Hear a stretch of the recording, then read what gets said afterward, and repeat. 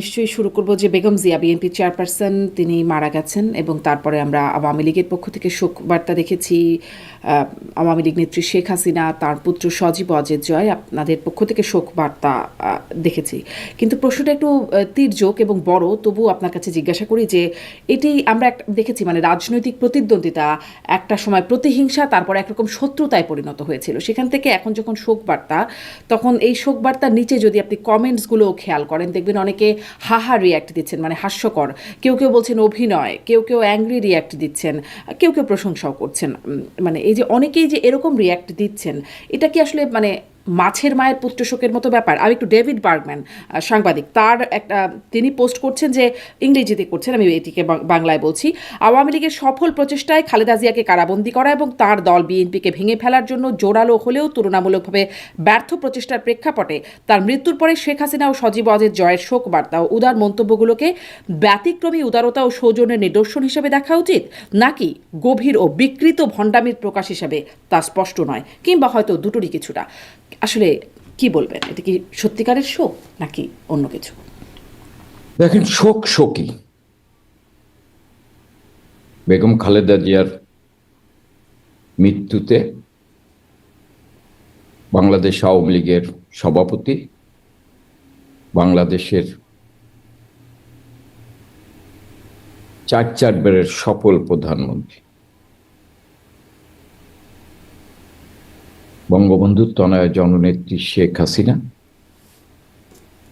বাংলাদেশের গণতান্ত্রিক আন্দোলনের একজন নেত্রী বেগম খালেদা জিয়ার, তিনিও প্রথম নারী প্রধানমন্ত্রী, তিনার মৃত্যুতে শোক জানিয়েছেন এবং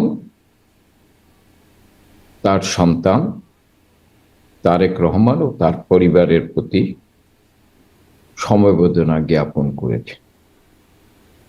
জননেত্রী শেখ হাসিনা যে কথা বলেছেন যে বাংলাদেশের প্রথম নারী প্রধানমন্ত্রী হিসাবে এবং গণতন্ত্র প্রতিষ্ঠার আন্দোলনে তার অবদান অপরিসীম, তার মৃত্যুতে বাংলাদেশ সে বর্তমানে রাজনীতিতে এবং বিএনপির নেতৃত্বে এক অপূরণীয় ক্ষতি হল। জননেত্রী শেখ হাসিনা এর আগেও যখন বেগম খালেদা জিয়ার দ্বিতীয় সন্তান আরাফাত রহমান কোকো ইন্তেকাল করেন, আপনি দেখেছেন সেদিনও তিনি প্রধানমন্ত্রী হিসেবে দেশ পরিচালনা করছিলেন। তিনি খালেদা জিয়াকে সান্ত্বনা জানানোর জন্য খালেদা জিয়ার বাসভবনে ছুটে গিয়েছিলেন এবং সেদিন কিছু লোক ওই বাড়ির পক্ষ থেকে কি আচরণ করেছিল এটা দেশবাসী জানে। আমি আজকে এই বিষয়ে কথা বলতে চাই। আমি আপনাকে যেটা, যারা বলছে এই কথাগুলো, হ্যাঁ, আমি মনে করি এই লোকগুলোই বাংলাদেশের রাজনীতিকে প্রতিহিংসার জায়গায় নিয়ে গিয়েছে। আমি এই কথাগুলো বলতাম না যারা আজকে শেখ হাসিনার, বঙ্গবন্ধুর তনয়া শেখ হাসিনার শোক বার্তা নিয়ে যারা বিরূপ মন্তব্য করছেন, কটাক্ষ করছেন, এই ধরনের যাদের চরিত্র, তারা কিন্তু খালেদা জিয়া এবং জননেত্রী শেখ হাসিনার বিরুদ্ধে প্রতিহিংসা রাজনীতির জায়গায় নিয়ে গিয়েছে। আজকে একজন সাংবাদিক লিখেছেন যে 15ই আগস্ট খালেদা জিয়া জন্মদিন পালন নাও করতে পারত, করে নেই, কিন্তু আগে সেটি তাকে দিয়ে করানো হয়েছিল। এই যে প্রতিহিংসা রাজনীতি। আবার দেখেন 21শে আগস্টের গ্রেনেড হামলা, সেদিন শেখ হাসিনা মারা যেতে পারত, আল্লাহই রক্ষা করেছেন। আপনি তো সেদিন একজন সেদিন একজন পতিতদশা সাংবাদিক, সঞ্চালক, সেদিন আপনি দেখেছেন যে সেদিন শেখ হাসিনা মারা যেতে পারত, কিন্তু আল্লাহ শেখ হাসিনাকে রক্ষা করেছেন। সেদিন বেগম খালেদা জিয়া পার্লামেন্টে যদি কথা বলতে দিত, পার্লামেন্টে যদি নিন্দা প্রস্তাব নিত বিরোধী দলের নেতা, এই কথাগুলো উঠতো না। সেদিন সেগুলো হয়নি। আমি আজকে ধরেন আমি খালেদা জিয়ার বিদেহী হত্যার মাগফিরাত কামনা করি। আমি আল্লাহ তাকে যেন বেহেশত নসিব করে। শুধু জননেত্রী শেখ হাসিনা নয়, সজীব ওয়াজেদ জয়ও আপনি সমবেদনা জানিয়েছেন। এবং সজীব ওয়াজেদ কি বলেছেন? দেশের এই সংকটময় মুহূর্তে যখন সাধারণ মানুষ নিরাপত্তার অভাবে ভুগছে, দেশকে অস্থিতিশীল ও বিরাজনীতিকরণের অপচেষ্টা চলছে, তখন তার এই চলে যাওয়া বাংলাদেশের উত্তরণের পথে এক গভীর প্রভাব ফেলবে। সজীব ওয়াজেদ জয় আরো বলে, অতীতে নানা বিরাজনীতিকরণ প্রক্রিয়ার শিকার হওয়া সত্ত্বেও নিজের দীর্ঘ রাজনৈতিক জীবনে তিনি অসংখ্য সাফল্য অর্জন করেছেন। দেশের জন্য বিভিন্ন গুরুত্বপূর্ণ নীতি নির্ধারণ করেছেন, যাটি গঠনে তার অবদান চিরস্মরণীয় হয়ে থাকবে। তবে তার মৃত্যুতে বর্তমান বাংলাদেশকে স্থিতিশীল করার প্রচেষ্টায় একটি বড় ধাক্কা। জি, এটা নিয়েই কথা বলছিলাম যে সবার মানে সজীব ওয়াজেদ জয়, শেখ হাসিনার পক্ষ থেকে শোক বার্তা। আপনি বলছিলেন যারা কটাক্ষ করে, মানে কটাক্ষ করার জায়গাটা তো সবসময় আসলে আওয়ামী লীগ নেত্রীর কাছ থেকে সে সময় দেখতাম, মানে যেহেতু বলছিলাম যে একরকম শত্রুতায় পরিণত হয়েছিল, যে ধরেন তাকে তার বাড়ি থেকে সরানো, মানে বিতাড়িত করা, খালেদা জিয়ার বাড়ি থেকে, সেনানিবাসের বাড়ি থেকে তাকে মানে জেলখানায় নিয়ে যাওয়া এবং পরিত্যক্ত কারাগারে রাখা, সেখানে বিদেশে চিকিৎসা করতে যাওয়ার জন্য আবেদন করছিলেন তিনি বারবার, সেখানে তাকে করতে না দেওয়া, মানে এই বিষয়গুলো কি এখন মনে হয় আপনাদের যে আপনাদের এই সিদ্ধান্তগুলো খুব ভালো ছিল বা সঠিক ছিল? শুনেন, আমি আপনারে বলি, বেগম খালেদা জিয়ার বিরুদ্ধে মামলা কিন্তু বঙ্গবন্ধু কন্যা জননেত্রী শেখ হাসিনা করেন, কিন্তু বিচারটা আপনাদের সময় হয়েছে। 1/11 সরকার করেছে। হ্যাঁ, 1/11 সরকার করেছে, ঠিক আছে না? তারা করেছেন এই বিষয়। এবং এই 1/11 সরকারের আবির্ভাব হয়েছেন বিএনপির ব্যর্থতার কারণে। যারা বিএনপির প্রিয় লোকরাই 1/11 সরকার, তখন রাষ্ট্রপতি বিএনপি, ফখরুদ্দিন সাহেব বিএনপির, মঈনুদ্দিন সাহেব বিএনপির, এরাই ছিলেন, এরাই মামলাটা করেছেন। আমি আজকের দিনে দাঁড়িয়ে এই বিষয়ে আমি কোনো কথা বলতে চাই না, কারণ এই বিষয়ে বলতে গেলে অনেকগুলো আজকে বেগম খালেদা, কারণ আমি শিবিরের কর্মী না, আমি আওয়ামী লীগের কর্মী, আমি শেখ হাসিনার কর্মী। আজকে দেখেন, আমি কেন বললাম যে ডাকসুর ভিপি প্রার্থী ছিল ছাত্র দলের থেকে আবিদ, সে তার ফেসবুকে স্ট্যাটাসে বলেছে, শেখ হাসিনা পাশে দাঁড়ালেও বেগম জিয়ার মৃত্যু নিয়ে জামাত শিবিরের নোংরা খেলা। আজ কিন্তু শিবিরের কর্মীরা কোথাও কোথাও উল্লাস করছেন, জগন্নাথ বিশ্ববিদ্যালয় বিভিন্ন জায়গায় বিভিন্ন মন্তব্য করছেন, এটা আপনি দেখেছেন সামাজিক যোগাযোগ মাধ্যমে। আমি আজকে বেগম খালেদা জিয়ার মৃত্যুতে আমি মনে করি যারা তাকে ভালোবাসে, পছন্দ করে, তারা আজকে শোকার্ত। এবং আপনাদের এই যে অ্যাপ্রোচটা, আপনাদের শোক প্রকাশ করার অ্যাপ্রোচটা, আমি বলছিলাম মানুষের রিয়াকশনটা কিরকম, অনেকেই প্রশংসা করছেন এবং বলছেন এরকম যদি আগে থাকতো তাহলে হয়তো পরিস্থিতি এই জায়গায় এসে পৌঁছাতো না। এরকম আগে থাকার, আমি আপনার বলি, আমি কিন্তু ধরেন 96 সালে বঙ্গবন্ধু যখন প্রধানমন্ত্রী হয়, আমার মনে আছে আমি তখন গণভবনে গিয়েছিলাম, এবং ওই দিন মনে হয় কোকো সাহেবের আপনার বৌবাদ ছিল, মাননীয় প্রধানমন্ত্রীর সাথে আমি গিয়েছিলাম।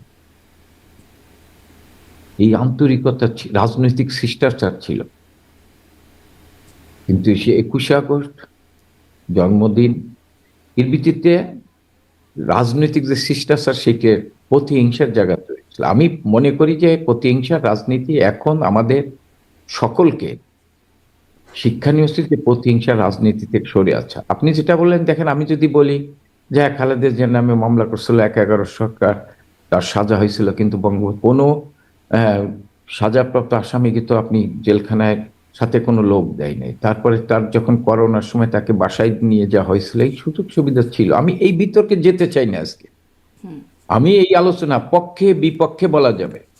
যারা আজকে বলছেন আমি যুক্তি তর্ক দিয়ে দাঁড় করাতে পারবো এবং যেটা সত্য, মানুষ মনে করবে যে আমি যেটা বলতেছি এটা ঠিক, আপনি আমার যত প্রশ্ন করেন আমি প্রতিটি প্রশ্নের উত্তর দিতে পারবো, কিন্তু আমি আজকে এই বিষয়ে আর কোনো কথা বলতে চাই। কিন্তু কথাটা এখানেই উঠছে যে আইন উপদেষ্টা আসিফ নজরুল তিনি বলছেন খালেদা জিয়ার মৃত্যুর পেছনে শেখ হাসিনার এবং তার সরকারের দায় আছে।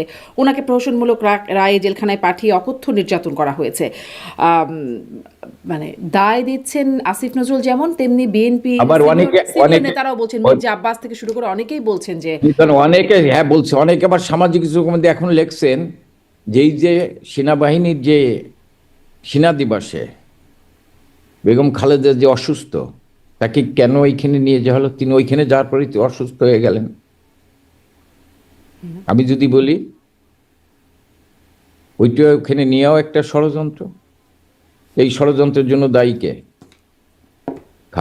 বেগম খালেদা জিয়া অসুস্থ, তাকে লোকজনের ভিতর যাওয়া নিষেধ। তিনি যেভাবে সেনাবাহিনীর সশস্ত্র দিবসে যেভাবে গেলেন এবং যেভাবে সবাই তাকে ঘিরে ধরলেন, এবং তিনি কিন্তু ওইখান থেকে আসার পর অসুস্থ হয়ে পড়ছেন। আপনার মনে আপনি জানেন, আপনি একটু জানেন ওইখান থেকে আসার পর অসুস্থ হয়ে পড়ছেন। আমি যদি বলি যে এইটা কেন করা হলো, এইটার ভিতরে কি ষড়যন্ত্র আছে? আমি এই সমস্ত এই প্রশ্নটা কিন্তু করেছেন, কেউ কেউ এই প্রশ্ন অনেকে তুলেছেন, করেছে, আপনি যেটা বলছেন এটা তুলছেন, কিন্তু ওই হ্যাঁ প্রশ্নটা যখন তোলা হচ্ছে যে আসলে আমি আসিফ নজরুল সাহেবকে বলতেছি যে আসিফ নজরুল সাহেব, আপনারা যে কথা বলে ক্ষমতায় আসছেন সেগুলো কি বাস্তবায়িত হয়েছে? আপনারা আমাদের সময় তির্যক ভাষায় টকশোতে কথা বলতেন, আপনারা বলতেন যে সংবাদপত্র আমরা নিয়ন্ত্রিত করি। আমার একটু প্রশ্নের উত্তর দিকটা আসিফ নজরুল সাহেব আপনার মাধ্যমে। পান্নারকে কেন গ্রেপ্তার করা হয়েছিল? আজকে আনিস আলমগীর কেন গ্রেপ্তার? আনিস আলমগীর তো আহ,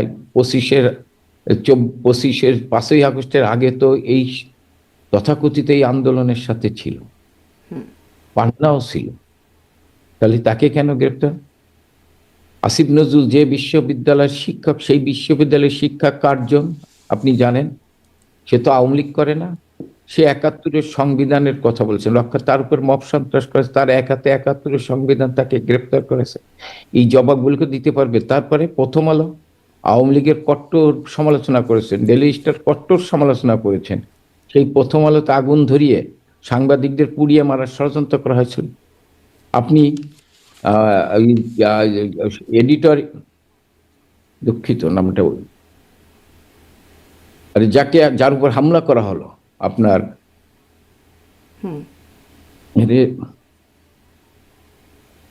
সাংবাদিকদের উপর নির্যাতন মামলার কথা আপনি এটা আপনার নুরুল কবির। আচ্ছা আপনি দেখেন নুরুল কবিরকে তো সেদিন যদি আইন শৃঙ্খলা রক্ষাকারী বাহিনী রক্ষা না করতো, সে একজন সিনিয়র সাংবাদিক, এডিটর, তাকে তো মেরে ফেলা হতো। সে তো আওয়ামী লীগের লোক না। তাহলে আজকে এই যে এই সমস্ত কথার বিচার না করে, এই সমস্ত থেকে দায়মুক্ত না হয়ে আসিফ নজরুল্লাহ মানে বিএনপিকে খুশি করার জন্য, কারণ আসিফ নজরুল সাহেবের বিরুদ্ধেই তো যাদের উপর ভর করে এক ক্ষমতায় আসছেন, মানে উপদেষ্টা হয়েছেন, তারাই তো আজকে যখন হাদির জানাজায় গিয়েছেন আপনি দেখেছেন বো বো বো স্লোগান দিয়েছেন। আজকে বিএনপির কে খুশি করার জন্য আজকে শেখ হাসিনার উপর দায়িত্ব চাপিয়ে দিয়ে বিএনপিকে খুশি করার চেষ্টা করছেন, যে আগামীতে যাতে স্পেস পান।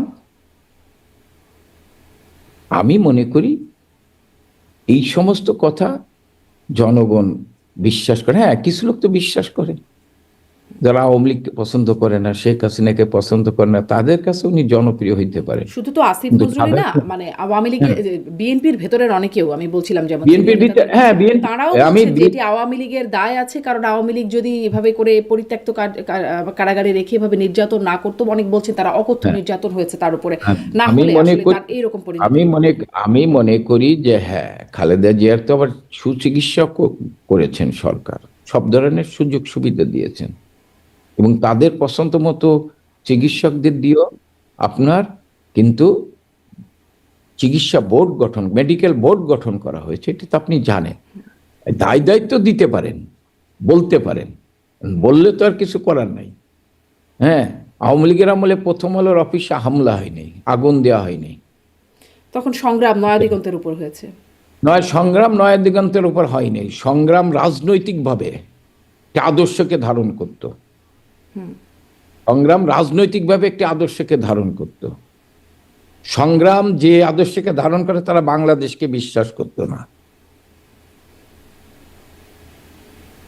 একই রকম অভিযোগ, মানে অভিযোগ দিচ্ছেন তো হ্যাঁ, এইরকমই না অভিযোগ অভিযোগ আসলে না, আমি প্রথম আলো, আমি আমি না কোনোভাবে না কোনো অভিযোগ আমি গণমাধ্যমের উপরে হামলার সাপোর্ট আমি করে আমি বলছি না, না না আমি কিন্তু আমি তারাও আমি বলছে যারা হামলা করছে তারাও এখন প্রথম আলো রেজিস্টারে হামলা করে বলছে তারা ভারতীয় আধিপত্যবাদের বিরুদ্ধে, মানে না না না না ভারতীয় আধিপত্যবাদ, আপনি তো ভারতীয় আধিপত্যবাদ বলতে হবে। ভারতীয় আধিপত্যবাদ কোথায়? বাংলাদেশে। বাংলাদেশে যারা বলে ভারতে, যেই আরে আসিফ নজরুল সাহেব বলেছিলেন 26 লক্ষ ভারতীয় লোক আওয়ামী লীগের আমলে চাকরি করছেন। আজ পর্যন্ত একটা পাসপোর্টধারী লোক দেখতে পারেছেন যে এই ইন্ডিয়ান, এই লোকটার পাসপোর্ট আছে, ইন্ডিয়ান লোক, উনি চাকরি করছেন? পারেন নাই। আপনি বলেছেন ভারতের সাথে আওয়ামী লীগ গোলামি চুক্তি করেছে। যখন প্রি শিপমেন্ট চুক্তি বাতিল হয়েছে তখন বাণিজ্য উপদেষ্টা বলেছেন 2000 কোটি টাকা বছরে বাংলাদেশের লস হচ্ছে। এটি কি ভারতের লস হচ্ছে না বাংলাদেশের লস হচ্ছে?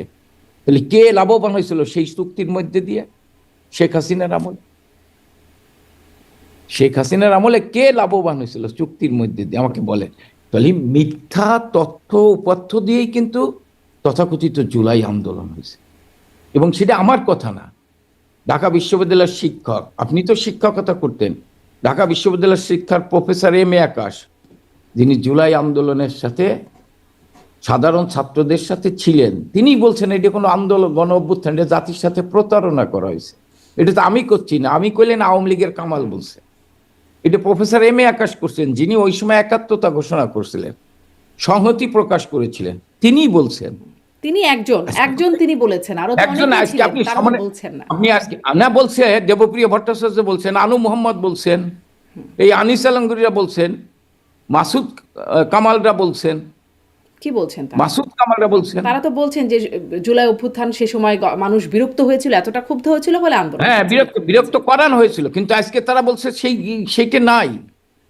আজকে যারা বলছে যে আজকে শেখ হাসিনা যেটা বলছেন যে আজকে রাজাকুরের নাতিপুতেরা নেতৃত্ব দিচ্ছে, আজকে প্রমাণ হয়েছে তারা আজকে সেই আসল জায়গায় চলে গেছে। সাধারণ ছাত্রদের নেতৃত্বে যারা ছিল তারা আজকে সেই জায়গায় চলে গেছে। আজকে কিন্তু সাধারণ ছাত্ররা নাই। আজকে নীলা ইসরাফিল কি বলছেন যে শেখ হাসিনাকে বিতর্কিত করার জন্য, আপনি তো তার সামাজিক জগৎ তার কথা শুনেছেন যে মুগদার সাইদকে যে হত্যা করা হয়েছে, মেবি হ্যাঁ এই যে স্পাইনার রাইফেল দিয়ে গুলি করা হয়েছে, এটা শেখ হাসিনার সরকারকে ভাবমূর্তি ক্ষুণ্ণ করার জন্য। এটা নীলা ইসরাফিল, আমি কই নিয়ে কিন্তু। তাহলে আজকে কিন্তু প্রকাশ হচ্ছে। আপনি আমাদের আমলের সমালোচনা করতে পারেন, দোষ ত্রুটি ধরতে পারেন, আমি আপনার মানে বলবো না, আমাদের আমলে বলতে পারেন আপনি যে দুর্নীতি হয়েছে, ই হয়েছে। তাহলে 9 মাসে তো আপনার 90,000 কোটি টাকা চলে গেছে শেয়ার মার্কেট থেকে। 15 বছর আমাকে হইতে গেছে, আমি অস্বীকার করি না, কিন্তু এই সরকার তো বৈষম্য দূর করার জন্য আসছেন। তাহলে বৈষম্য দূর হচ্ছে না কেন? কেন বৈষম্য বাড়ছে? কেন আজকে সিপিডি বলছে 50 লক্ষ লোক কর্মহীন হয়ে পড়ছেন? কেন দেবপ্রিয় ভট্টাচার্য তো সবাই জাতি চেনে, তিনি ওই ইনুস সাহেবের একজন সমর্থক, তিনি কি বলছেন যে 26 লক্ষ লোক কর্মহীন হয়ে পড়ছেন, তার ভিতরে 18 লক্ষ হচ্ছেন মহিলা। আজকে বিভিন্ন আমরা জনাব এস এম কামাল, আপনি যে সমালোচনাগুলো করছেন এই সমালোচনাগুলোকে একদম উড়িয়ে দেবার কিছু নাই। যারা তাকে মানে এই সরকারকে ক্ষমতায় এনেছেন বা গণ অভ্যুত্থানের পক্ষে কাজ করছেন তারাও এই সরকারের এরকম অনেক সমালোচনা করছেন, মানে সব রাজনৈতিক দল সহ বলছি যে তাদের এই সমালোচনাটা তারা করছেন, কিন্তু সেটি এখন মানে সরকারের সমালোচনার জায়গাটি আজকে আলোচনার বিষয়বস্তু না। ধরেন আপনারা এটিকে কিভাবে দেখছেন যে বেগম জিয়ার মানে শেষ অনুষ্ঠানে তার প্রয়াণ এরপরে তার যে শেষকৃত্যর যে অনুষ্ঠানগুলো আছে বা আয়োজনগুলো আছে সেখানে আসছেন নরেন্দ্র মোদী সহ আন্তর্জাতিক নেতারা, মানে শোক প্রকাশ করেছেন, আর আসছেন হচ্ছে জয়শঙ্কর এবং পাকিস্তানের পররাষ্ট্রমন্ত্রীও আসছেন ইসাকদার। আপনি মানে এই বিষয়টিকে আপনারা কিভাবে দেখছেন যে আমি ইতিবাচকভাবে দেখছি। খালেদা তিনবারের প্রধানমন্ত্রী, গণতান্ত্রিক আন্দোলনের নেত্রী, দোষ ত্রুটি সবার থাকতে পারে, কিন্তু তিনি বাংলাদেশের প্রধানমন্ত্রী ছিলেন, গণতন্ত্রের আন্দোলনের নেত্রী ছিলেন। তেনার প্রতি শ্রদ্ধা জানাতে আসছেন, আমি মনে করি ইতিবাচক দিক। আমরা প্রতিবেশী রাষ্ট্রের সাথে সুসম্পর্ক রাখতে চাই, এবং প্রতিবেশী রাষ্ট্রের সাথে সুসম্পর্ক রাখতে হলে প্রতিবেশী রাষ্ট্রের পররাষ্ট্রমন্ত্রীরা আসবেই, সার্কভুক্ত দেশের পররাষ্ট্রমন্ত্রী আসবেই। খালেদা জিয়া শুধু রাজনৈতিক ব্যক্তি না তো, সে তো এই দেশের তিনবারের প্রধানমন্ত্রী। আমি পছন্দ করি আর না করি, কেউ পছন্দ না করি, সে তো বাংলাদেশের প্রধানমন্ত্রী ছিলেন। তো বাংলাদেশের প্রতি শ্রদ্ধা জানাতে যারা আসতেছে অবশ্যই আমি তাদেরকে ধন্যবাদ জানাই। জি, আপনি কিন্তু এটাকে ইতিবাচকভাবে দেখছেন। কিন্তু যেই মানে আবারও সেই কথাটা জিজ্ঞাসা করি, ধরেন ইদানিং তারেক রহমান তাকে তাকে তো আপনাদের সময় খুব গণমাধ্যমে তার কথা বলা বারণ ছিল, বা প্রকাশ করা আসলে বারণ ছিল, প্রচার করা বারণ ছিল, তারপরেও সামাজিক যোগাযোগ মাধ্যমে অনেক কিছুই চলে আসতো। এখন তাকে শোনা যাচ্ছে, তার সাক্ষাৎকার হচ্ছে, বিভিন্ন জায়গায় তিনি কথা বলছেন।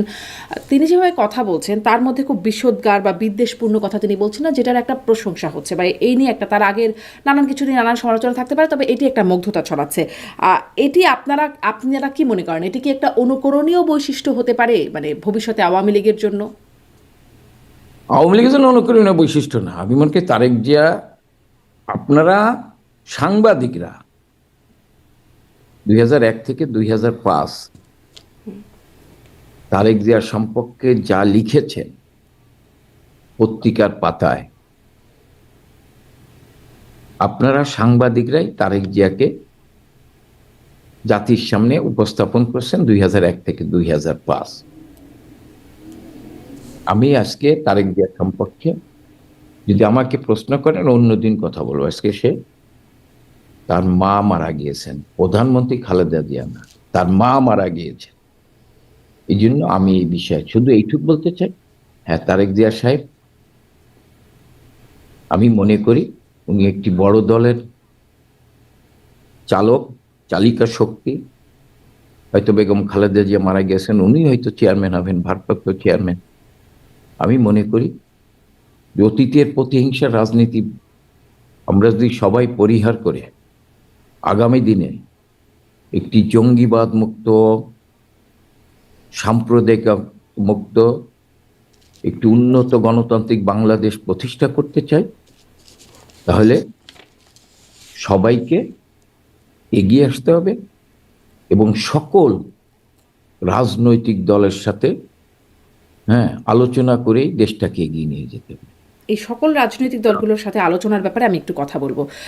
তবে আপনারা যে বলছেন সামনের দিনে প্রতিহিংসা রাজনীতি, তাহলে মানে আপনারা করতে চান না, মানে যেরকমটা করেছেন সেরকমটাও করতে চান না, আমরা এটা কি অতীত আপনাদের? করিনি, আমি আপনার বলি, আমরা অতীত প্রতিহিংসার রাজনীতি করিনি।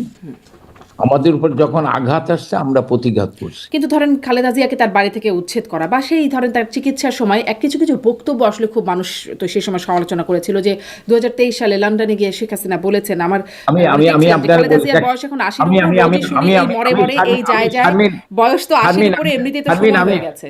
শারমিন, আমি আপনারে বলি, আপনি আমাদের প্রিয় নেত্রী বঙ্গবন্ধু তনয়ের বিভিন্ন মন্তব্য তুলে ধরবেন, আমিও বেগম খালেদা জিয়ার বিভিন্ন মন্তব্য তুলে ধরতে পারবো, ঠিক আছে না, আপনাকে কাউন্টার দেওয়ার জন্য।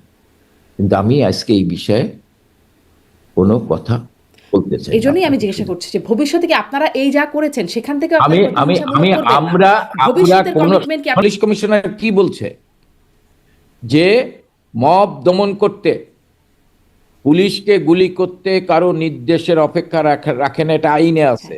তিনি বলেছেন এখন যদি তিনি গুলি করেন এবং সেটা যদি আদালতে প্রমাণ হয়, নিশ্চয়ই তাকেও ভবিষ্যতে কখনো এটা না না না না, কিন্তু গুলি করছে, কিন্তু গুলি করছে, যে আইনে আছে। আইনে থাকলে তো প্রধানমন্ত্রীর নির্দেশ দেওয়া রাখে না। আর আপনি যেটা বলেন যে দায়িত্ব দিতে চান যে তার নামে যে মামলা হয়েছে, তাহলে আপনি ব্রিগেড সাকাত সাহেবকে বক্তব্যটা কি আপনি মিথ্যা ধরবেন? 7.62 রাইফেল কে ব্যবহার করছে? কেন পুলিশ হত্যার বিচার হবে না? আপনি বলেন। হ্যাঁ, আমাদের ওই আন্দোলনের সময় হত্যা হয়েছে, পুলিশের গুলিতে হত্যা হয়েছে, আমি ধরে নিলাম, কিন্তু পুলিশের গুলিতে হত্যা হয়েছে যেটা আজকে। জনাব এস এম কামাল, আপনি বলছেন এই কথাগুলো আপনি খুবই যৌক্তিকভাবে আনতে পারেন সামনে, কিন্তু আমি যেটি প্রশ্ন করছিলাম যে আপনি বলছেন আইন আদালতের বিষয় থাকতে পারে আপনাদের আগের কর্মকাণ্ডগুলোর বিষয়ে, মানে যখন আমি প্রশ্ন করছিলাম যে শেখ হাসিনাকে, মানে দুঃখিত খালেদা জিয়াকে বিদেশে চিকিৎসা করাতে না দেওয়া ইত্যাদি বিষয়গুলোতে, আপনি বলছেন আইনের প্রসঙ্গ থাকতে পারে এখনো। তাই আমি বলছিলাম যে আপনাদের বিরুদ্ধে যা হচ্ছে আইনের মধ্যেই হচ্ছে, এখন বলছে আদালতেই আমাদের না না, আমাদের সাথে আইনের মাধ্যমে হচ্ছে না এগুলো, আমি এই কারণে ব্যাখ্যা দিলাম। আইনের মাধ্যমে আদালতের রায় হয়েছে, আদালতের রায় হচ্ছে না, আদালতের রায় হচ্ছে সাজানো আদালত। ওটা তো আপনি আইনের সময়ও বলা হয়েছে। না না না, না না, আপনি আইনের ছাত্র হিসেবে আপনি সাদাকে সাদা বলবেন, এটা আমার প্রত্যাশা। আজকে যে আদালত হয়েছে সেই আদালতের বিচারক কে? জামাতের লোক। আজকে যে প্রসিকিউটর সে কার লোক? আজকে বাদী পক্ষের আইনজীবী কে? তা আপনি সবকিছু দিয়ে আপনি রায় ঘোষণা করছেন। জি। খালেদা জিয়ার বিচার যখন হয়েছিল তখন এরকম অনেক অভিযোগ ছিল জনাব কত বছর কত বছর ধরে হয়েছিল? না, কত বছর ধরে হলো এখন না আমার কথা হচ্ছে, আপনি আপনি ওই যে অ্যাভয়েড করলে তো হবে না। কত বছর ধরে হয়েছিল? দীর্ঘ সময় ধরে বিচার দীর্ঘ সময়, হয়েছিল। হ্যাঁ, দীর্ঘ সময় ধরে হয়েছিল, ঠিক আছে না? আমি বললাম তো এই প্রসঙ্গে আমি এখন কোনো কথা বলতে চাই না। আচ্ছা, যে প্রসঙ্গে হয়তো আপনি কথা বলতে আমাকে আপনি আমাকে যত কথা বলে, কিন্তু আপনি আমাকে আওয়ামী লীগকে আসামির কাঠগড়ায় দাঁড়াতে পারবেন না। আমি তো আসলে আওয়ামী লীগকে আসামির কাঠগড়ায় না, দাঁড়ানোর কেউ না। আপনি আইন আদালতের কথা বলছেন, আপনাদের সময় আদালতের আমি রায়, আইন এখনকার আদালত সময় আদালতের রায়। আইন আদালতের রায় তো আদালতের আদালতের রায়। আইন আদালতের মাধ্যমে আপনি আসামি। আপনি আমাদের আমলে কি কোর্টে যাকে ধরে নিয়েছে তার উপর মব সন্ত্রাস হয়েছে? দু একটা ঘটনা তো আছেই, মাহমুদুর না রহমান সহ দুই একটা ঘটনা তো না আছে। না এখন মাহমুদ হয়তো অনেক মাহমুদ হচ্ছে। না মাহমুদ, আমি আপনার বলি, তারপরে কোন আইনজীবীকে গ্রেপ্তার করা হয়েছে?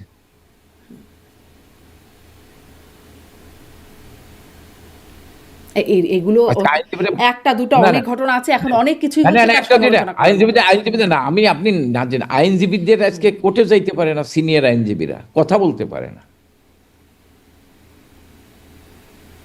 জি। হ্যাঁ, আমাদের আমলে হ্যাঁ আপনি মিথ্যা মামলা হয়েছে বলতে পারেন, গ্রেপ্তার হয়েছে, কিন্তু বেল হয়েছে। আজকে আপনার খালেদা জেল জিয়ার গেটে বেল হয় নাই, অনেক দিন তিনি জামিন আপনি চেয়েছেন, পারেন নাই। জেল গেটের থেকেই হয়ে আসছে। দুঃখটা কোথায়? যে আজকের এই সরকারকে সেভ করার লাগে যারা কথা বলে, অতীতকে টেনে নিয়ে এসে, এটি হলো দুঃখজনক। বলেন। নিশ্চয়ই জনাব আমি এই কামাল হাসান, আইনের প্রয়োগের নামে অপপ্রয়োগ, আইন মানে বিচারের নামে নানান প্রহসন, সেগুলো দেখে দেখে মানে এই বিষয়গুলো নিয়ে কথা বলাটাও হয়তো অস্বস্তিকর, কারণ এগুলো রায়গুলো না কথা বলা, আমার কথা আদালত থেকে আসে। না আমার কথা কি আপনার দুঃখিত, আপনারা যারা সঞ্চালক বা আপনারা যারা সাদারে সাদা বলেন, কালোরে কালো, মানে আমি বলি না যে আমাদের সময় খারাপ কাজ হয় নাই। আমাদের খারাপ কাজের কারণে তো আমাদের বিরুদ্ধে আপনার অভিযোগ আনছেন, কিন্তু এখন খারাপ কাজ হবে কেন? তার চাইতে খারাপ কাজ হবে কেন? আপনি সেইটা বলেন আমাকে। আমরা খারাপ লোক ছিলাম, যার ফলে আমাদের বিরুদ্ধে আপনারা আন্দোলন করছেন, কিন্তু আজকে কেন খারাপ? আজকে তো তার চাইতে ভালো হবে, কিন্তু তার চাইতে জঘন্য হচ্ছে কেন? ধরে নিলাম আমরা সব খারাপ কাজ করছি, কিন্তু জনগণের তো আজকে ভালো রাখবেন, তাহলে আজকে জনগণ ভালো থাকে তার না কেন? পরিণাম হয়তো এই সরকারের জন্য কিছু একটা অপেক্ষমান। অনেক রাজনৈতিক দলের পক্ষ থেকে এখন সেটা বলা হচ্ছে, যেটা আমি শুরুতেও বলছিলাম, সেই আলোচনাটাও আছে। এখন আপনাদের কাছে একটু নির্বাচনের প্রসঙ্গে আসি, যে আপনাদেরকে নির্বাচন নিয়ে আপনাদের নেত্রী কোনো গাইডলাইন দিয়েছেন বলে শুনছিলাম, আপনি সেই বিষয়ে শুনবো। এবং আমি পোস্ট পড়ছিলাম আওয়ামী লীগের অফিসিয়াল ফেসবুক পেজে, সেখানে বলা হচ্ছে আওয়ামী লীগবিহীন নির্বাচন একটি আত্মঘাতী রাজনৈতিক সিদ্ধান্ত। এবং সেখানে একটা জায়গায় এসে বলা হচ্ছে এখনো সময় আছে, দেশকে সংঘাতের দিকে ঠেলে না দিয়ে এখনও যদি রাজনৈতিক বোধোদয় ঘটে তবে সংলাপ ও সমঝোতার পথ খোলা আছে। মানে কিভাবে সংলাপ এবং সমঝোতার প্রস্তাবটা আপনাদের কেমন? না, আমরা সংলাপ বা সংলাপের কোনো প্রস্তাব দেন, এটি কে লেখছে জানি না। আমাদের পরিষ্কার বক্তব্য, এটা আওয়ামী লীগের আমরা অফিসিয়াল ফেসবুকে। হ্যাঁ, আমরা যেটা না কে দিই সেটা জানি না, অফিসিয়াল পেজে আমি যেটা আমাদের যেটা সংলাপ এই কথা আমরা বলি। আমরা যেটা বলেছি যে আমরা নির্বাচন করতে চাই, আমরা নির্বাচনে যেতে চাই, আমরা নির্বাচন প্রতিরোধ বা নির্বাচন বর্জন নয়, নির্বাচনে অংশগ্রহণ করতে চাই। কিন্তু সেই নির্বাচনে অংশগ্রহণ করতে হলে আজকে প্রথম হচ্ছে আওয়ামী লীগকে যে কার্যক্রম নিষিদ্ধ করে সেটা প্রত্যাহার করতে হবে। আওয়ামী লীগ সভাপতি বঙ্গবন্ধু নয় জননেত্রী শেখ হাসিনার বিরুদ্ধে যে ষড়যন্ত্রমূলক মিথ্যা সাজানো রায় দেওয়া হয়েছে, সেই রায় বাতিল করতে হবে। বঙ্গবন্ধু পরিবারের নাম, শেখ রাহানা, সজীব ওয়াজেদ জয়, সাইমা ওয়াজেদ পুতুল সহ যাদের নামে মামলা রায় হয়েছে, সেই রায় প্রত্যাহার করতে বা এবং যে সমস্ত রাজনৈতিক নেতৃবৃন্দ গ্রেপ্তার আছে এবং যাদের নামে মিথ্যা মামলা, সে মিথ্যা মামলা প্রত্যাহারকে গ্রেপ্তার করতে হবে। এবং এই যে যিনি অবৈধভাবে অসাংবিধানিকভাবে ছাত্র জনতা পুলিশ হত্যা করে, সংবিধানকে পায়ের তলায় পিষ্ট করে, ক্ষমতা দখল করে বাংলাদেশটাকে একটি জঙ্গিবাদের দেশ, মব সন্ত্রাসের দেশ আপনি সন্ত্রাসীর দেশে, ধর্ষকদের দেশে পরিণত করেছে, ধ্বংসের দিকে নিয়ে যাচ্ছে। সেই ফ্যাসিস্ট ইউনূসকে পদত্যাগ করে একটি এগুলো আপনাদের অভিযোগ তত্ত্বাবধায়ক এবং আপনাদের দাবি, কিন্তু এই দাবি মানবে কেন? মানতে আওয়ামী লীগকে নির্বাচন, আওয়ামী লীগ ছাড়া যে দেশের শতকরা 60% লোক এখন মনে করি আমি যে তারা এই সরকারের প্রতি তাদের আস্থা নাই। মানবে না তো অনেকেই মানে নাই, কিন্তু মানতে বাধ্য হয়েছে একসময়। আওয়ামী লীগ ছাড়া নির্বাচন করেছেন অনেকেই করেছেন, কিন্তু একসময় মানতে বাধ্য হয়েছে। আপনি যদি গণতন্ত্রকে প্রাতিষ্ঠানিক রূপ দিয়েছে, আপনি বলবেন আওয়ামী লীগ গণতন্ত্র হত্যা করেছে, আর আপনি গণতন্ত্রের কবর রচনা করতেছেন। আপনি দেশটাকে জঙ্গিবাদের দেশ বানাবেন। আওয়ামী লীগ নির্বাচন না গেলে জনগণ ভোট কেন্দ্রে যাবে না, বাংলাদেশের মিনিমাম 50% লোক ভোট কেন্দ্রে যাবে না, এবং তারও বেশি হতে পারে। সেইখানে আপনি নির্বাচন করবেন, সেই নির্বাচনের মধ্যে দিয়ে যারা আসবে তারা দেশটাকে কোথায় নিয়ে যাবে? দেশটা কি আপনারা যেমন গণতন্ত্র? কোথাও নিয়ে গিয়েছিলেন সেরকমই হয়তো কোথাও আমরা নিয়ে যাবেন। দেশটাকে এক অনন্য উচ্চতায় নিয়ে গিয়েছিলাম। তার পরিণামে 24-এ আমরা দেশটাকে জঙ্গিবাদ মুক্ত করেছিলাম। আমাদের আমলে দেশটা নিরাপদ বাসস্থান ছিল। আমাদের আমলে আপনি আপনাদের আজকে আমলে যদি জঙ্গিবাদ মুক্ত হয়, তো আপনাদের আমল তো পতনই, আপনারা বলেন নাকি জঙ্গিদের আক্রমণে। তো এত জঙ্গি আসলো কোথায় আপনাদের আমলে যে আপনারা জঙ্গি তারা পতন জঙ্গি জঙ্গি আসলো কোথায়? জঙ্গি জেলখানাতে ছাড়িয়ে দিলেন, তাদেরকে অস্ত্র দিলেন, ওই জেলখানা থেকে তাদেরকে কয়েকজন জঙ্গি বের হয়ে আপনাদের পতন ঘটালো। না, জেলখানাতে অনেকগুলো জেলখানাতে তাকে বের করে দিলেন, এবং শিবিরদের সশস্ত্র ক্যাডারদের হাতে অস্ত্র তুলে দিলেন, করলেন। এবং সাধারণ মানুষ, সেগুলো হলো আপনাদের আমলেই হলো আর কি, মানে জঙ্গিবাদ মুক্ত সাধারণ হলেন। মানুষ, আপনারা বলছেন জঙ্গিবাদ মুক্ত করেছেন, সেই জঙ্গিদের আক্রমণে আপনাদের সাধারণ মানুষকে খেপিয়ে তুললেন। আজকে তো প্রমাণ বাংলাদেশের জঙ্গিবাদের দেশ, আজকে তো প্রমাণ বাংলাদেশের সন্ত্রাসীদের দেশ। আজকে বাংলাদেশে, আমার কথা না, আপনাদের বিভিন্ন জরিপে পত্রপত্রিকা এসেছেন যে 52% লোক নিরাপত্তাহীনতায় ভুগছেন, তার ভিতরে অর্ধেকের বেশি নারী, তারা নিরাপত্তাহীনতায় ভুগছেন। আপনি বলেন তো আমাদের আমলে কি মানে কবর থেকে লাশ তুলে পোড়ানো হয়েছে? না, এরকম অনেক নিকৃষ্ট ঘটনা আসলে এই আমলে হয়েছে। এগুলো নিয়ে প্রতিদিনই আমরা প্রায় এগুলো শোনেন, আমাদের আমলে কি দীপুর মতো লোকদের পিটিয়ে হত্যা করেছে, উপরে পুড়িয়ে ফেলা হয়েছে? না, পুড়িয়ে ফেলা আমাদের আমলে, আপনাদের আমলেও তবে কোরআন অবমাননার অভিযোগে মানুষকে পিটিয়ে মারা হয়েছে। না, পিটিয়ে কাউকে মারা, আমি চ্যালেঞ্জ করলাম কাউকে পিটিয়ে মারা। না, আপনি নাম বলে চ্যালেঞ্জ করলাম। আপনি মিথ্যা তথ্য দিলে হবে না। আমি তাহলে খুঁজে বের করব, মানে দর্শকদের অতটুকু সময়। মিথ্যা তথ্য দিলে হবে না। পিটিয়ে কাউকে হত্যা করে নেই। কোরআন অবমাননার অভিযোগে আমার মনে আছে ঘটনা। আমি শোনেন, যদি পিটিয়ে হত্যা করে থাকে তার কিন্তু বিচার হয়েছে যারা করছে। আমি করছি যে তথ্য আপনি সঠিক দেন। জি, জি, তা তো বটেই। মানে এরকম ঘটনা, এটার ঘটনার যে আধিক্য হয়েছে, আমি যদি মনে করি, আপনি যদি মনে করেন যে আজকে লক্ষ্মীপুরের আয়শাকে পুড়িয়ে মারা হয়েছে, আপনি যদি সেইটাকে ঢাকার জন্য অন্য রেফারেন্স নিয়ে আসেন, তাহলেই তো দুঃখজনক। না, ওটা ঢাকার জন্য নিশ্চয়ই না, সেটি আমরা খারাপ ছিলাম, আপনারা ভালো হচ্ছেন না কেন? সেটি তো প্রত্যাশাই বটেই। আমরা খারাপ ছিলাম না, আপনারা ভালো হচ্ছেন না। আয়শাকে কেন পুড়িয়ে মারা হলো? সে তো আওয়ামী লীগ করে না, তার বাবা বিএনপি করে। আপনি বলছিলেন যে দেখানোর জন্য, এটা দেখছিলাম, এটা হচ্ছে পিটিয়ে ও পুড়িয়ে হত্যার তদন্ত 1 বছরেও শেষ হয়নি। এটি প্রথম আলোর খবর, 30 অক্টোবর 2021-এর খবর। 2020 সালের 29 অক্টোবর রংপুর শহরের শালবন মিস্ত্রিপাড়ার আবু ওয়াজেদ মিয়ার ছেলে আবু ইউনুস মোহাম্মদ শহীদুন্নবী জুয়েল বুড়িমারি কেন্দ্রীয় জামে মসজিদে আসরের নামাজ পড়তে যান। সেখানে পবিত্র কোরআন অবমাননার মিথ্যা অভিযোগ তুলে তাকে আটক করা হয়, এবং পুলিশ এবং এলাকাবাসীর ভাষ্য, পবিত্র কোরআনের অবমাননার অভিযোগে বুড়িমারি কেন্দ্রীয় জামে মসজিদ প্রাঙ্গণ থেকে 5-6 জন ব্যক্তি, মানে এই ঘটনার একটা বিস্তারিত এখানে আছে, এবং তাকে, মানে ঘটনার শিরোনামেই আপনি বুঝতে পারছেন, পিটিয়ে ও পুড়িয়ে হত্যা। মানে এই ঘটনাগুলো তখনও ঘটেছে, তবে আপনি যেটি বলছেন যে এখন অনেক বারবার এই ঘটনাগুলো আলোচিত হচ্ছে, অনেক বেশি এই ঘটনাগুলো ঘটতে দেখা যাচ্ছে। তবে এস এম কামাল হোসেন, আপনাদের সময় হয়েছে এরকম অনেক ঘটনা? এখন আমাদের সময় অনেক ঘটনা হয়নি, মানে আপনি একটা ঘটনা, ওই ঘটনার সঙ্গে সঙ্গে আমি জানি, ওই ঘটনার সঙ্গে সঙ্গে কিন্তু তাদেরকে গ্রেপ্তার করা হয়েছে, বিচারের মুখোমুখি করা হয়েছে। হ্যাঁ, সংখ্যালঘুদের বাড়িঘরে হামলা আক্রমণ হয়নি, হয়েছে ওই সময়। বিচারের মুখোমুখি করা হয়েছে, কিন্তু বিচার কাউকে অবশ্য হয়নি, বিচার হ্যাঁ, শেষ হয়নি। বিচারের মুখোমুখি দরকার। এখন বিচার শেষ হলেই তো আপনি বলছেন বিচার হস্তক্ষেপ করছে। এখন এদের মতো যদি আমরা আদালত গঠন করে আপনার সাজা দিয়ে দিতে পারি 1 মাসের ভিতরে, তাহলে তো বিচার শেষ হয়ে যাবে। জি আমরা তো বঙ্গবন্ধুর হত্যাকারীদের বিচারও কয়েক বছর ধরে হয়েছে।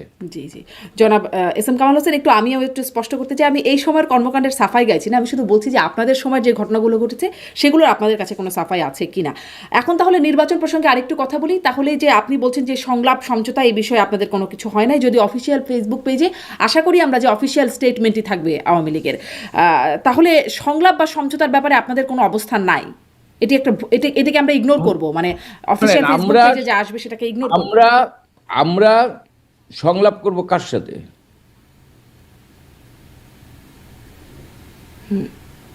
ইউনূস তো ক্ষমতা নিয়েছেন আওয়ামী লীগ প্রতিহিংসা চরিতার্থ করার জন্য, ৭১কে মুছে ফেলার জন্য, বঙ্গবন্ধু পরিবারের কে জাতীয় আন্তর্জাতিকভাবে তার ভাবমূর্তি ক্ষুণ্ণ করার জন্য আওয়ামী লীগকে কার্যক্রম নিষিদ্ধ করেছেন। সেই ইউনূস, যিনি অবৈধভাবে অসাংবিধানিক ক্ষমতা দখল করে আওয়ামী লীগ নিশ্চিহ্ন করার পাকিস্তানের এজেন্ডা বাস্তবায়নের জন্য নেমেছেন, তার সাথে কিসের আলোচনা হতে পারে? আমরা জনগণের কাছে আমাদের এই প্রত্যাশা,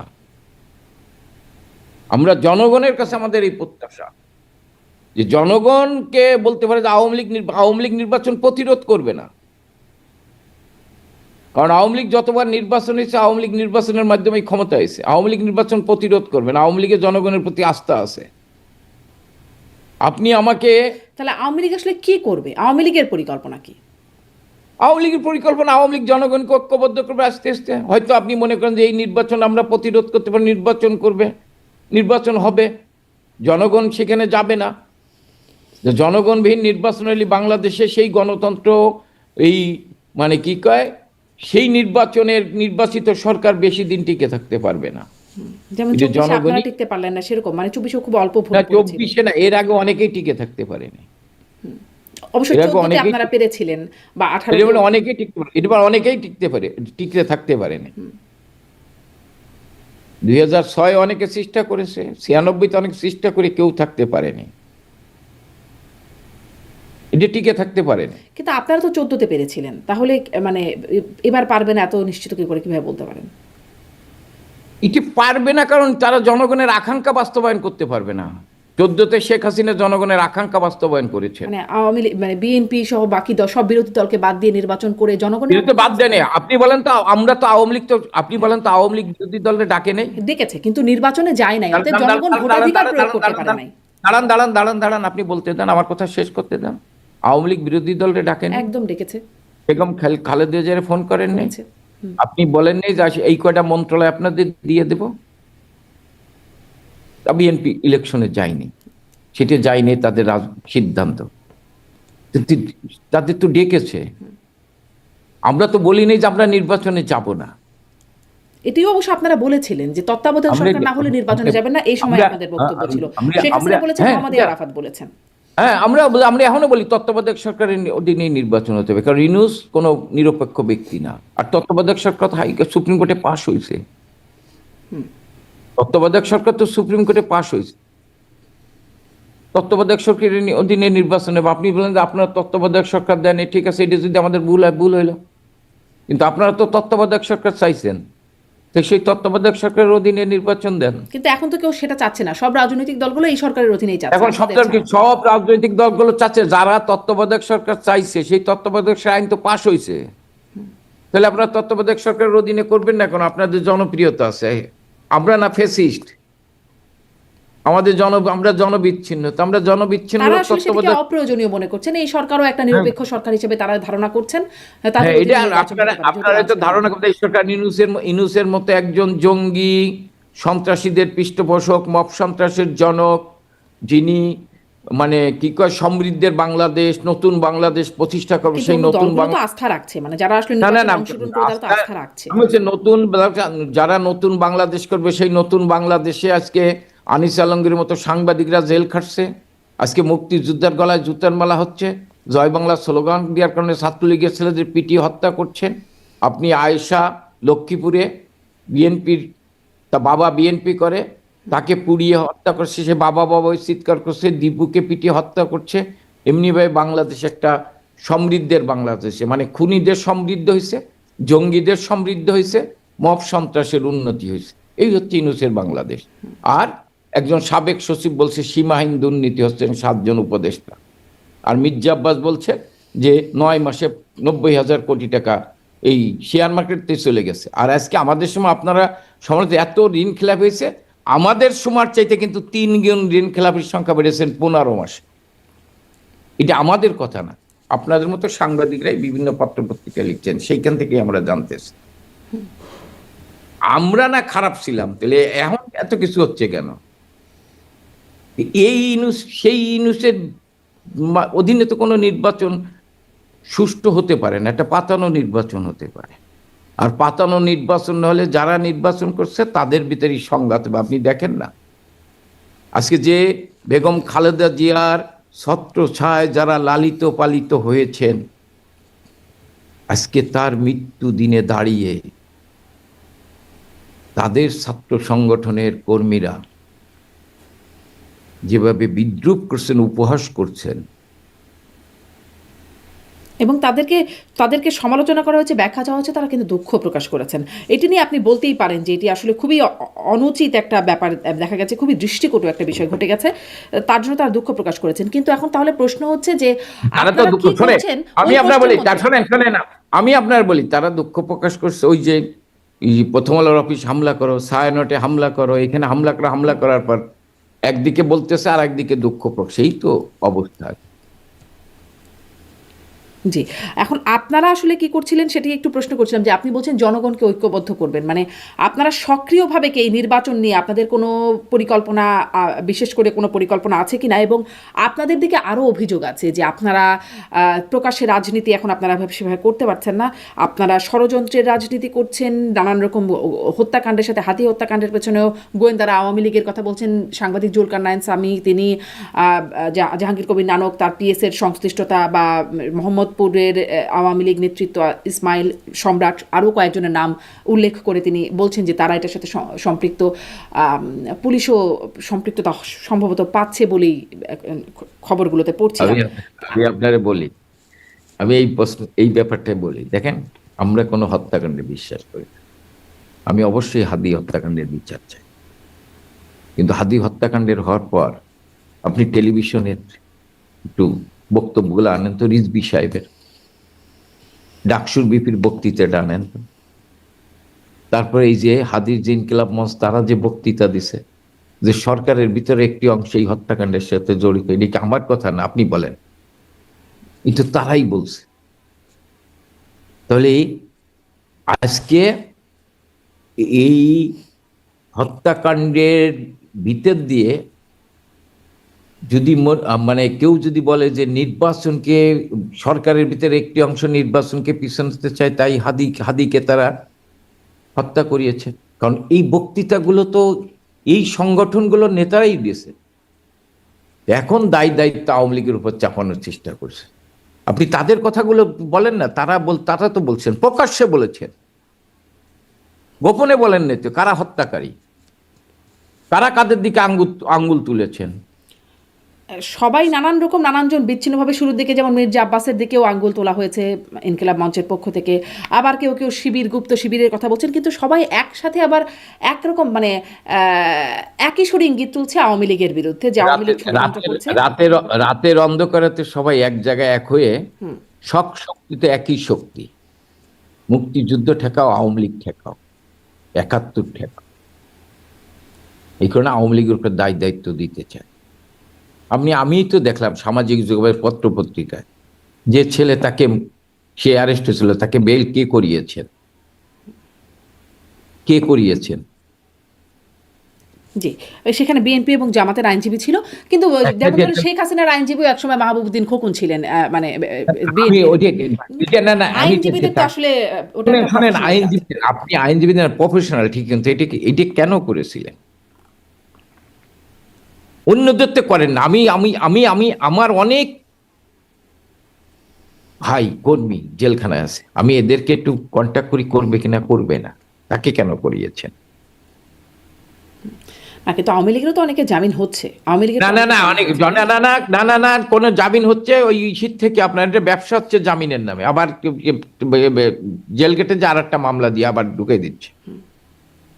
আপনি উকিল, আপনি জামিন করাচ্ছেন, আবার জেল গেটে দিয়ে আর একটা মামলা ঢুকিয়ে দিচ্ছেন। একেবারে নিরীহ নিরীহ কর্মী, হয়তো সে কিছু জানেই না, তাকে আপনি বেল দিচ্ছেন, আবার জেল গেটে বলে দিচ্ছেন, আর একটা মামলা দিয়ে সোনারে দেখায় তাকে আবার জেল খায়, তার কাছ থেকে টাকাও নিচ্ছে, নিঃস্ব করে দিচ্ছে। আর এই ছেলেকে আপনি কেন ছাড়লেন? সে অস্ত্র সহ ধরা পড়ছে, তারা তাকে লালন পালন করছে। দোষটা দেবেন আওয়ামী লীগের উপর। তাহলে কি এখন এরকম? এই প্রশ্নটা পুরনো। আমি সেদিন শিবিরের এক নেতাকে জিজ্ঞাসা করছিলাম যে আগে শিবির গুপ্ত থাকতো আওয়ামী লীগে, এখন আওয়ামী লীগ বা ছাত্রলীগ গুপ্ত থাকে শিবিরে, বিষয়টা কি এরকম? কারণ এই যে যিনি শুটার হিসেবে যাকে না না, পরিচয় করা হচ্ছে আমি বা যার আমি জামিনের কথা আপনি বলছিলেন, তিনি সাবেক ছাত্রলীগ নেতা। আমি আপনার বলি, দেখেন বুয়েটে যে আরবার হত্যা হয়েছিল, তাদের পক্ষে কারা? আমরা কিন্তু সর্বোচ্চ সাজা দেওয়ার সরকার, হ্যাঁ, তাদের কিন্তু সেভ করেননি, কিন্তু তাদেরকে কে রক্ষা করেছে? আপনি আমাকে এইটা বলতে পারেন যে এটা আমাদের ব্যর্থতা, যে আমরা ছাত্রলীগ বা যুবলীগের ভিতর দীর্ঘদিন এই শক্তি লুকিয়েছিল, তারা ছাত্রলীগের ভাবমূর্তি, আপনার যে ছাত্রলীগের ভাবমূর্তি যেটুকু ক্ষুণ্ণ হয়েছে, এখন কিন্তু অনেকেই বলেন যারা আমাদের পছন্দ করে না, যে এই শক্তি ছাত্রলীগের ভিতর থেকে ছাত্রলীগের ভাবমূর্তি ক্ষুণ্ণ করেছে। সেজন্যই প্রশ্ন করছি, এখন সেই সফল আমি টেকনিকটা, সেই টেকনিক তো কাজ করেছে ছাত্রলীগের বিরুদ্ধে ভাবমূর্তি এই খারাপ করাতে। ছাত্রলীগ, সেই শুনেন, টেকনিকটাকে ছাত্রলীগ, এখন ছাত্রলীগ বা আওয়ামী লীগ ব্যবহার করছে কেন? ছাত্রলীগকে ওই ওই যে ছাত্রলীগ শিবির করতো, সেই দুর্নাম দেওয়া লেগে সেই শিবিরের কর্মী করতে পারে। ওই ছাত্রলীগ যে বিএনপি করতো, বিএনপির আদর্শকে ধারণ করতো বা ছাত্র দলের আদর্শকে ধারণ করতো বা অন্য দল করতো, তারা আজকে করতে পারে। এখন তো যারা এখানে সবাই তো ছাত্রলীগ করত, কিন্তু আজকে সবাই কিন্তু তারা জামাতের হয়ে চলে গেছে। আমরা কেউ বুঝতাম না, এটা শেখ হাসিনা বুঝত, কিন্তু আমরা এটা বিশ্বাস করতাম না। কিন্তু পরবর্তীতে শেখ হাসিনার প্রতিটি কথা অক্ষরে অক্ষরে সত্য প্রমাণিত হয়, যে শেখ হাসিনা ঠিক, আমরা বেঠিক। এবং আগামী দিনেও জাতি বুঝবে যে শেখ হাসিনা ঠিক, আমরা বেঠিক। সাধারণ মানুষ শেখ হাসিনাকে বোঝে। জি, তাহলে শেখ হাসিনার আমি নির্বাচন কেন্দ্রিক নির্দেশনা আপনাদের প্রতি কি? আমাদের সুস্পষ্ট বক্তব্য যে আমরা নির্বাচন প্রতিরোধ করব না, আমরা নির্বাচন বর্জন করতে চাই না, আমরা নির্বাচনে অংশগ্রহণ করতে চাই। কারণ বঙ্গবন্ধু তনয় জননেত্রী শেখ হাসিনা বঙ্গবন্ধুবিহীন বাংলাদেশে গণতন্ত্রের জন্য লড়াই করেছেন। এই অংশগ্রহণ করতে যে চান, এর জন্য আপনাদের কি তৎপরতা, মানে আপনারা কি প্রচেষ্টা চালাচ্ছেন? আমাদের তৎপরতা, আমরা আমাদের, ধরেন আমাদের তো কার্যক্রম নিষিদ্ধ করছেন। আমরা মিছিল করতে গেলে, এখন মিছিল না, আওয়ামী লীগের গন্ধ পাইলে হোম মিনিস্টার ঘোষণা দিচ্ছেন আওয়ামী লীগের মামলা লাগবে না, আওয়ামী লীগ বুঝলেই তাকে গ্রেপ্তার করবেন। এবং শুধু গ্রেপ্তার না, আপনি সারবেন আজকে প্রায় 2 কোটি নেতা কর্মী আজকে আওয়ামী লীগের ঘর ছাড়া, নিঃস্ব, রিক্ত। আজকে আমরা সেই কর্মীদের সুসংগঠিত করছি। আমাদের বক্তব্য সুস্পষ্ট যে আমরা নির্বাচনে অংশগ্রহণ করতে চাই। জনগণ যদি আমাদের পক্ষে রায় দেয়, আমরা জনগণকে ধন্যবাদ জানাবো, রায় না দিলে ধন্যবাদ জানাবো, যারা জিতবে তাদেরকে স্যালুট করব, তাদেরকে ধন্যবাদ জানাবো। কিন্তু আমরা মনে করি নির্বাচনের মধ্যে দিয়ে জনগণ তার যোগ্য প্রার্থী